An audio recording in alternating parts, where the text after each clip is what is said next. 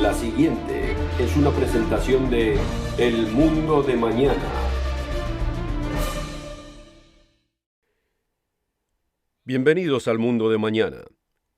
El 22 de febrero del 2000 era un día caluroso para esa época del año en Independence, Missouri, y fue un día que pocos de los que viven en el área de Kansas City podrán olvidar.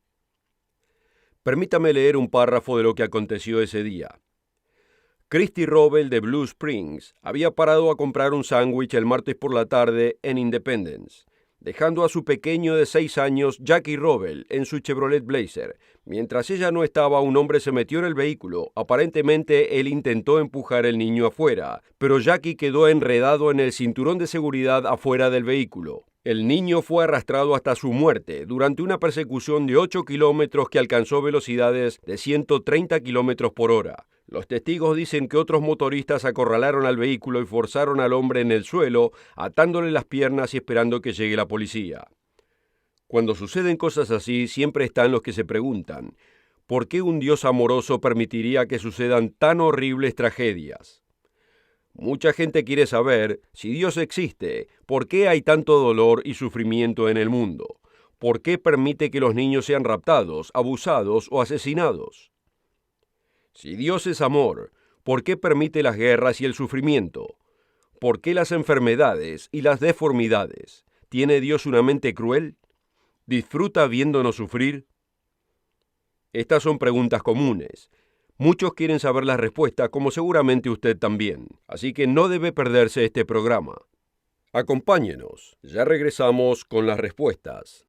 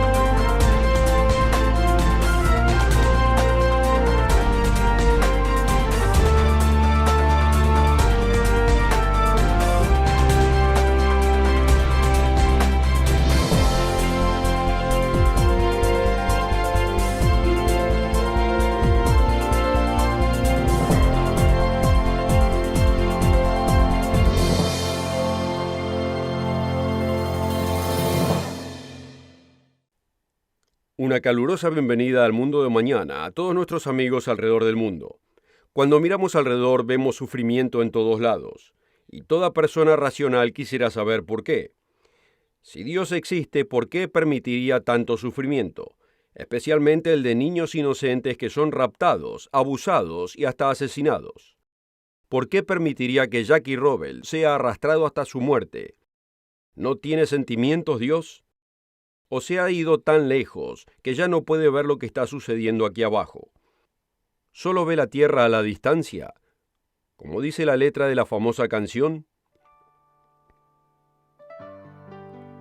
A la distancia, todos tienen suficiente, y nadie está en necesidad. No hay pistolas, ni bombas, ni enfermedades. No hay bocas hambrientas que alimentar. A la distancia somos instrumentos, marchando en una banda común. Tocando canciones de casa, tocando canciones de paz. Son las canciones de cada hombre. Dios nos observa, Dios nos observa, Dios nos observa. A la distancia. A la distancia hay armonía, y se hace eco por la tierra. Es esperanza de esperanzas, es amor de amores. Es el corazón de cada hombre. En el programa de hoy voy a explicar por qué vemos tanto sufrimiento alrededor nuestro. Y por qué el Dios de amor lo permite, ya que hay causas definidas y propósitos para el sufrimiento. Nos es dicho que el creador de todas las cosas, el Dios descrito en la Biblia, es verdaderamente un Dios de amor. Podemos leerlo en 1 de Juan capítulo 4, versículo 8. El que no ama no conoce a Dios, porque Dios es amor. ¿Cómo puede un Dios de amor permitir que los niños sean raptados, las mujeres abusadas y enfermedades mortales afecten a la gente en la tierra? Primero debemos darnos cuenta que estamos echando la culpa del sufrimiento en la dirección errónea. Consideremos lo siguiente. A un joven le es dicho por sus padres que no fume, porque le puede causar cáncer de pulmón, cáncer oral, problemas de corazón, enfisema y un montón de cosas más. Sus padres lo aman y no quieren que se haga daño. Pero así como tantos otros, prefiere escuchar a sus amigos y hacer caso de su propio juicio y comenzar a fumar. 30 años más tarde le agarra cáncer de pulmón y termina con una dolorosa muerte. ¿De quién es la culpa? ¿De sus padres o es su propia culpa? No podemos hacer un juicio racional de que la culpa es suya. Le fue advertido, sus padres hicieron todo lo razonablemente posible de advertirle que no se agarrara ese peligroso vicio, pero él pensó que él era más sabio. Proverbio capítulo 14, versículo 12 nos previene de que no hagamos lo que aparentemente está bien en nuestros propios ojos, y nos da las consecuencias si es que lo hacemos. Hay camino que al hombre le parece derecho, pero su fin es camino de muerte. Aunque le había sido advertido, el placer inmediato de ser parte de un grupito le pareció más importante de lo que podía llegar a pasarle décadas más tarde. Y aparte, ninguno de sus amigos parecía ser afectado adversamente por estar fumando. Como nos dice en Eclesiastés capítulo 8, versículo 11, porque no se ejecuta enseguida la sentencia sobre la mala obra, el corazón de los hijos de los hombres está en ellos lleno para hacer el mal. Creer que nuestro propio camino parecería bien en nuestros propios ojos y tener la vista corta ha sido el problema del hombre desde el principio. Dios usó a un hombre llamado Moisés para sacar a los israelitas de la esclavitud de Egipto. Y luego al final de 40 años, después de pasadas muchas pruebas, en la mayoría de las cuales los hijos de Israel fallaron, Moisés fue inspirado a escribir estas palabras. Al cielo y a la tierra llamo hoy como testigos contra ustedes, de que he puesto ante ustedes la vida y la muerte, la bendición y la maldición. Escoge pues la vida, para que vivas, tú y tu descendencia. Lo encontramos en Deuteronomio 30, versículo 19. No había ninguna ambigüedad en la elección. Vida y bendiciones por un lado, muerte y maldiciones por el otro. Pero así como pasó con el muchacho rebelde, nosotros pensamos que somos más sabios. Pensamos que Dios nos quiere privar de algo bueno, solo porque tenga algún beneficio temporal. Para el muchacho, la vanidad de ser aceptado y de verse bien ante los ojos de sus amigos le pareció valer la pena de arriesgar algo que puede que suceda o no dentro de mucho tiempo en el futuro. Es lo mismo con nosotros como adultos. Muchos ven las leyes de Dios como negativas, como que impiden nuestra felicidad y bienestar. Pero esa clase de idea está mal enfocada. Aunque es verdad que las leyes del hombre sean a veces erradas, las de Dios no lo son. Es solo a través de las leyes de Dios en que podemos conocer los valores verdaderos. Sus leyes definen el bien y el mal. Y como dice el apóstol Pablo en Romanos capítulo 3, versículo 20, por tanto, por las obras de la ley ninguna carne será justificada delante de él, pues por la ley viene el conocimiento del pecado. Él expande este conocimiento un poco más en el capítulo 7, versículo 7. ¿Qué diremos entonces? ¿Es pecado la ley? De ningún modo. Al contrario, yo no hubiese llegado a conocer el pecado si no hubiese sido por medio de la ley, porque yo no hubiese sabido lo que es la codicia si la ley no hubiese dicho no codiciarás. La ley es la que nos define el pecado, pero todavía debemos decidir si obedecerla o no. Y seamos honestos, hay momentos en que el pecado se ve atractivo. El sexo antes o fuera del matrimonio puede verse muy tentador si uno es corto de vista.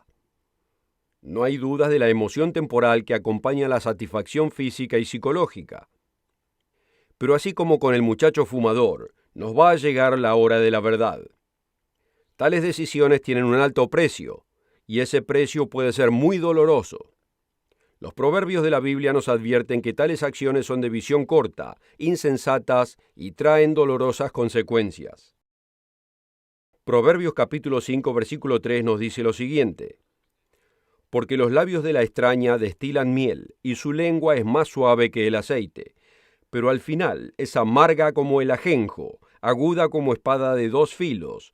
Sus pies descienden a la muerte, sus pasos conducen al sepulcro.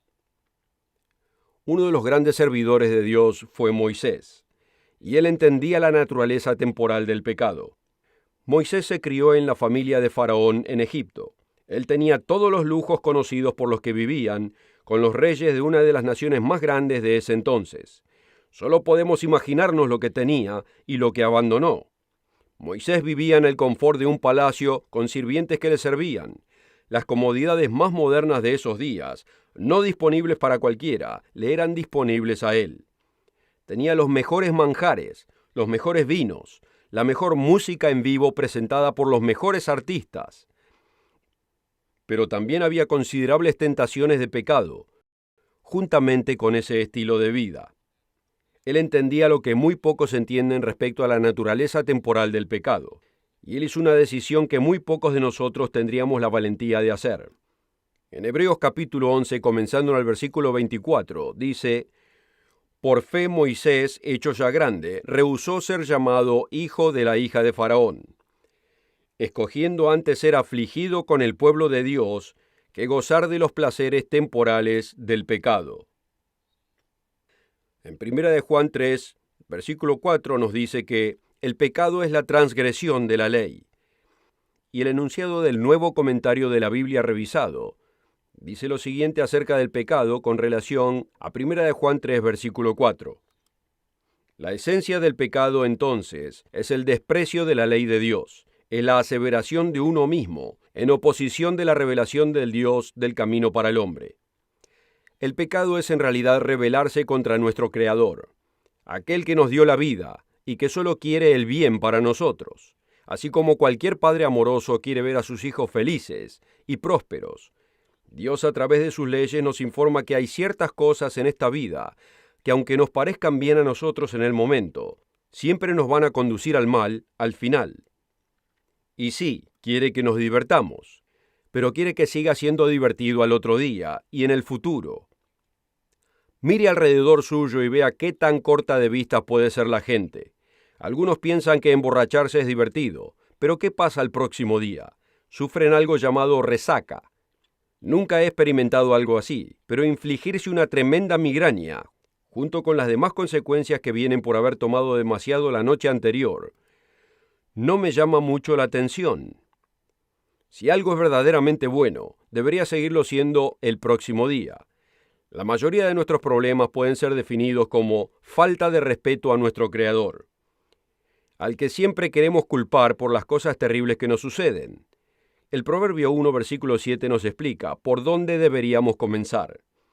El principio de la sabiduría es el temor del Eterno. Los insensatos desprecian la sabiduría y la enseñanza. Para recibir esta oferta absolutamente gratis, o si quisiera más información, visite nuestro sitio web mundomañana.org. El sitio es mundomañana.org. Y recuerde de encontrarnos en Facebook y asegúrese de seguirnos en Twitter.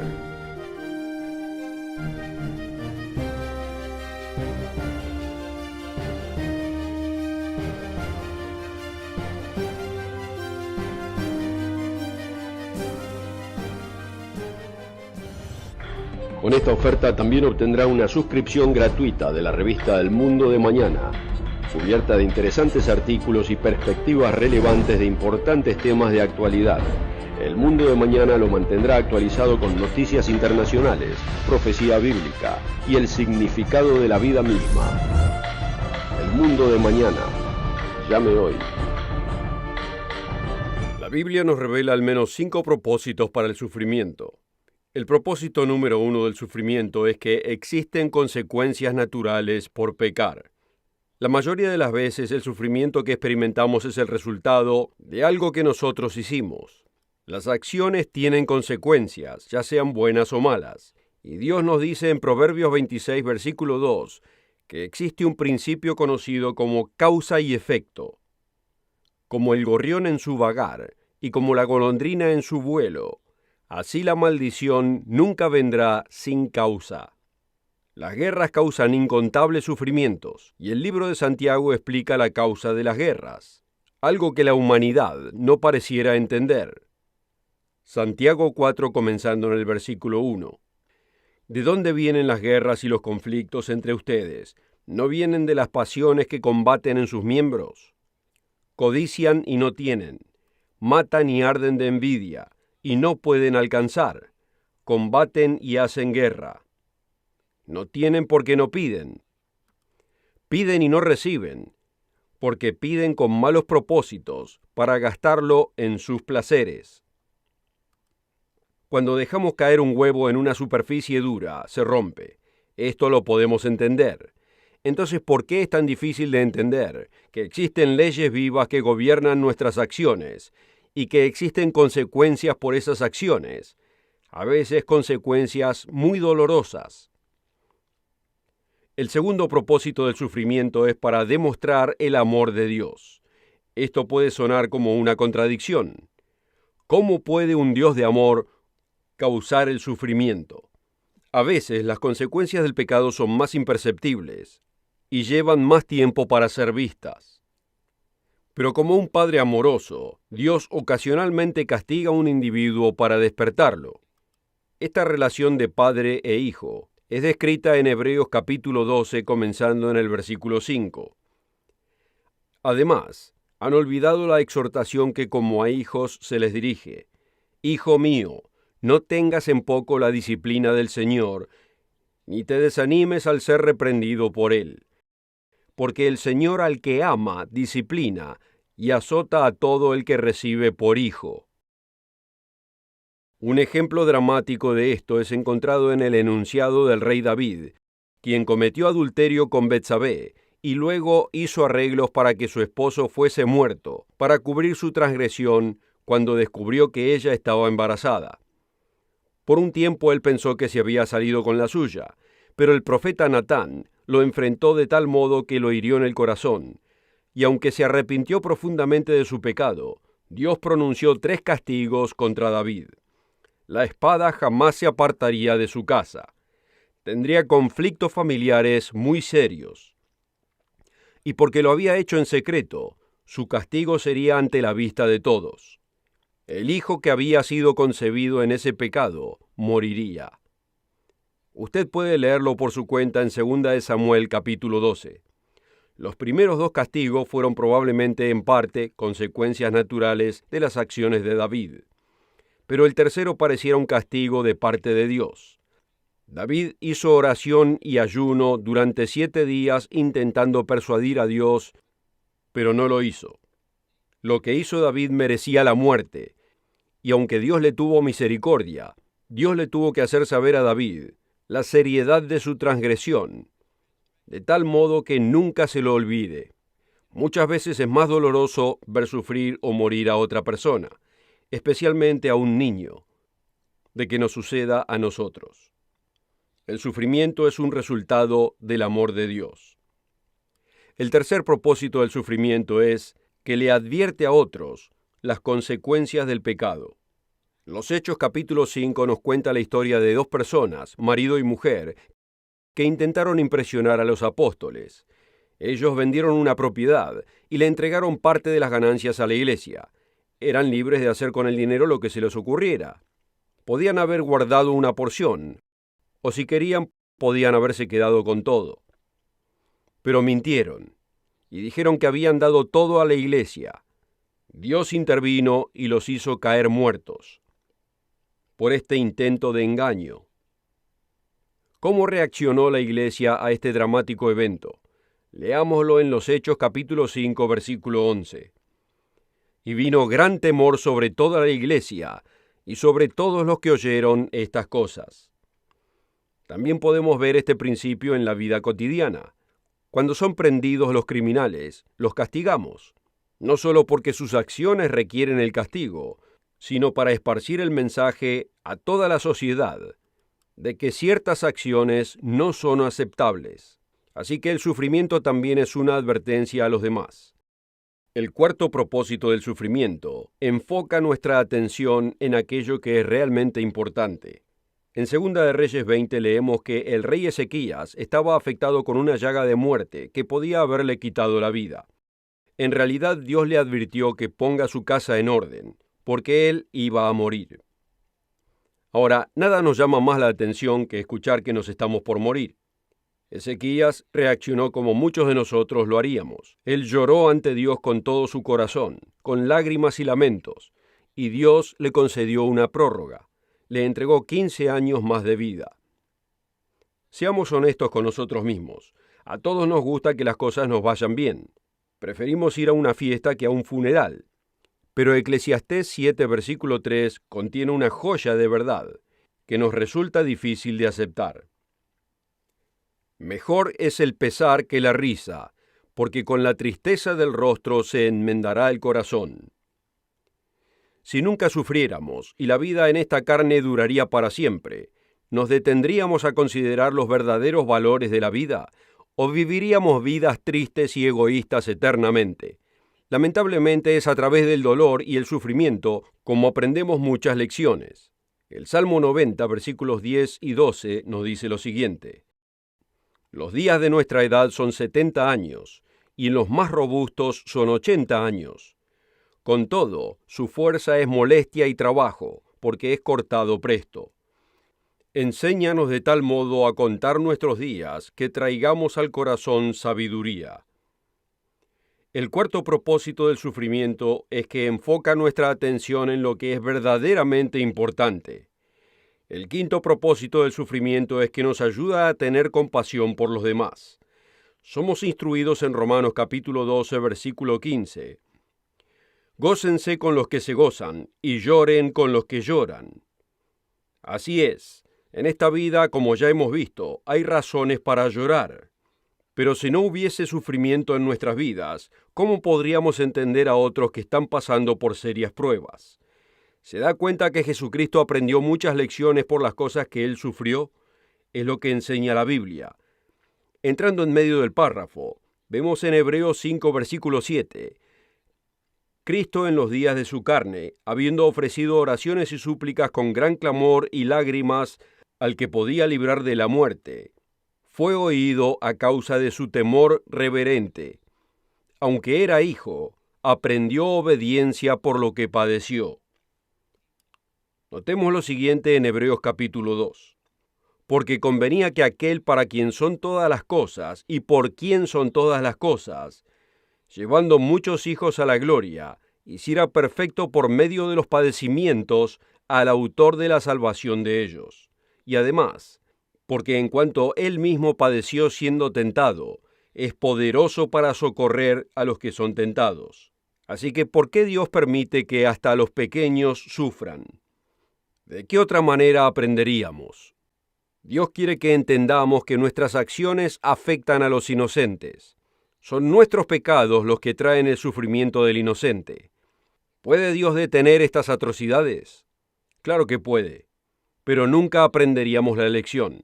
Tienen que existir las consecuencias de nuestras decisiones, y nunca podemos decir que no nos advirtió. Osea capítulo 4 nos da este juicio junto con esta pavorosa advertencia. Osea 4, comenzando el versículo 1. No hay lealtad, ni misericordia, ni conocimiento de Dios en la tierra. Solo hay falso juramento, mentira, asesinato, robo y adulterio. Emplean la violencia, y homicidios tras homicidios se suceden. Y ahora notemos lo siguiente. Como has olvidado la ley de tu Dios, yo también me olvidaré de tus hijos. Recuerda al muchacho que decidió fumar aunque sus padres le advirtieron que no lo hiciera.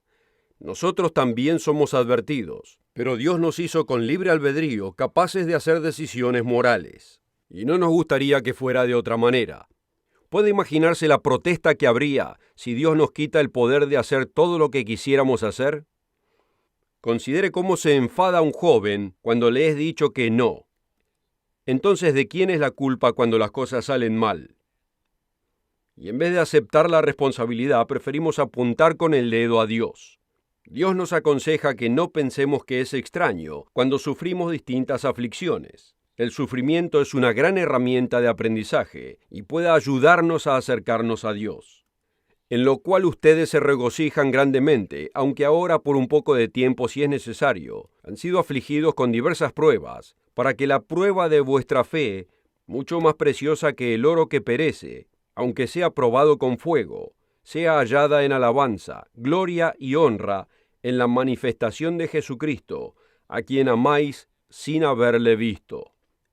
Dios tiene un plan que la mayoría no comprenden, pero tiene un final feliz. Dios nos está dando la oportunidad de establecer un carácter, de aprender sus caminos perfectos. Quiere que seamos partes de su familia y poder vivir en armonía con Él y entre todos por toda la eternidad. Y va a llegar el momento cuando el sufrimiento habrá servido su propósito y llegará a su fin. En Apocalipsis capítulo 21, versículo 4, nos es dada esta visión acerca del futuro. Y enjuagará Dios toda lágrima de los ojos de ellos, y ya no habrá muerte, ni habrá más llanto, ni clamor, ni dolor, porque las primeras cosas ya pasaron. Dos elementos críticos que hemos cubierto al explicar por qué Dios permite el sufrimiento son el pecado y el amor. ¿Sabía que la Biblia utiliza la ley para enseñarnos estos dos tópicos esenciales?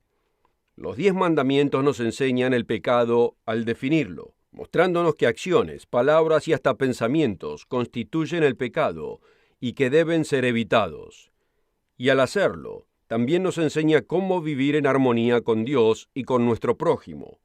Si quisiera aprender más de estos apasionantes mandamientos y qué beneficioso significado tendrían en su vida, visite nuestro sitio web mundomañana.org y lea el informativo folleto Los 10 Mandamientos. También encontrará en el sitio web literatura de muchos otros importantes temas bíblicos. Y asegúrese de regresar la próxima semana a la misma hora y en la misma estación, para aprender más acerca del mundo de mañana, cuando ya no habrá más dolor ni sufrimiento. Hasta entonces, queridos amigos. Para ver el programa de hoy, o para ordenar la oferta gratuita, visítenos en mundomañana.org y recuerde de encontrarnos en Facebook y asegúrese de seguirnos en Twitter. El programa precedente fue producido por la Iglesia del Dios Viviente